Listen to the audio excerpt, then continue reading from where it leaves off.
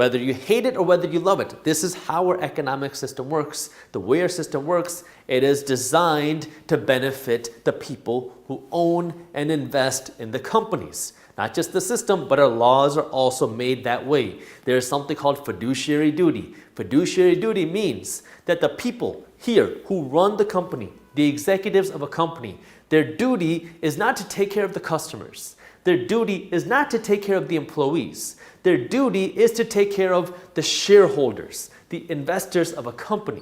So what the executives are trying to do is they want to maximize this. They want to maximize growth. They want to maximize profit, and they want to maximize the valuation of a company. The valuation means how much a company is worth. The more the profits or the more that a company is growing, the more that a company is worth. And so in this system, the people who are benefited the most are the people who own a piece of the company, not just the workers. Now, when you are a worker, you get a paycheck. You're guaranteed a paycheck. You go to work, you get paid. As the investor, you don't get any guarantees. You invest your money here, hoping to see a return, but there's a chance that your investment will go to zero. There's a chance that you'll make no money in returns. There's a chance you could see huge returns. So you have the potential to make a lot of money, you have the upside return potential, but you also have the risk of losing everything. And so to compensate for the risk, you have that upside potential. And this is where now you have to understand the system and not just rely on your salary and understand how you can use the system to your advantage. This doesn't mean that you have to go out and start your own company. Because the reality, I've learned this the hard way, because I used to think that anybody could start a business. So I tried to push a lot of my friends to go out and start a company. And then I saw some people just were not cut out to build a business. Not everybody is meant to be an entrepreneur. Not everybody should be an entrepreneur. However, in America, in this country, the way that our system is run, everybody needs to be a business owner.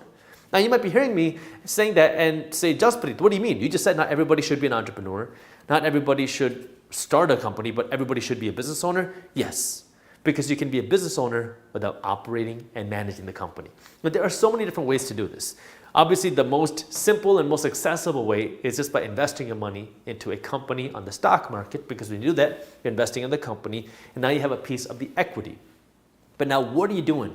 Now you want to see this system work. You want to see the profits grow. You want to see the efficiency grow. You want to see the value of the company grow. And as that happens, you get benefited. And in this system, this is how it works. Now you can hate it, you can love it, but the emotions are really irrelevant.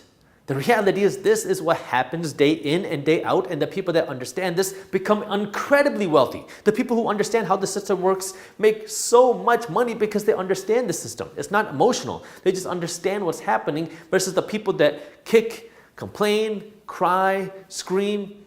They're the ones that get screwed over by the system day in and day out. And it's very unfortunate because most of us are never taught this. I was never taught this. No one told me this going to school. My parents are immigrants from a state in India called Punjab. I never had any sort of entrepreneurship education. I had no sort of investing education. These were things that I had to learn the hard way, by making mistakes, by losing money, by screwing up, by trying things, by doing things. And this is where I want you to understand this is how the system works. School teaches you to be an employee.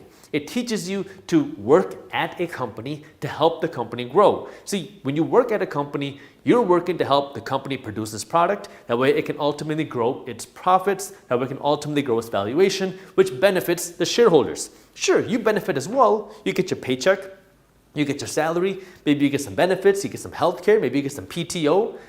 But at the end of the day, the person who wins the most in our economic system isn't just the worker, it is the owner. Now, as the owner, you take on the most risk because there's a chance that things will go to zero. There's a chance that the economy will fail. There's a chance that we're going to see a recession. There's a chance that all these things can happen, which can hurt the value of your investment, which means that you can see your investment go down to zero. However, there's also a chance that the opposite happens. There's a chance that you could see your investment 10x, 20x, 100x, which means that you have no upside to how much money you can make, but there's a downside that you could lose all of your money and more, depending on if you're using debt or not. And this is where now you want to strategically use the system, which means, yes, you don't have to go out and start a company if you are not an entrepreneur. Entrepreneurship is great. If you feel like you had the entrepreneurial bug, then by all means, go out and start a company, learn, make the mistakes, and try. But if you don't have the entrepreneurial bug, that's okay. Go work for your company.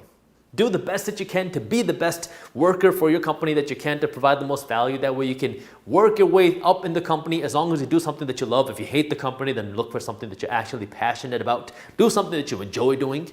But then when you earn your income, take a piece of your income every time you get paid and invest it. That way you can own a piece of the production, whether it's investing in the stock market, whether it's investing directly into startups. There's new platforms out there, like Republic is one, where now you can invest in startup companies with as little as $100. They're not paying me to say this, it's just one example of a platform where you could invest in these types of startups with very little money, and now you take on a lot of risk because most startups will fail, but you're investing in companies at a very early stage. And if you can invest in a good company that does not fail and that gets acquired or that goes public, well, then you can see huge returns on your money. If you enjoyed this short clip from my longer videos, here's another clip that I think you'll love. And while you're at it, if you're interested in learning more about how to start generating passive income, our team put together an amazing guide on how to start generating passive income for free. All you gotta do is click that button right over there. Thank you for watching, and as always, keep hustling.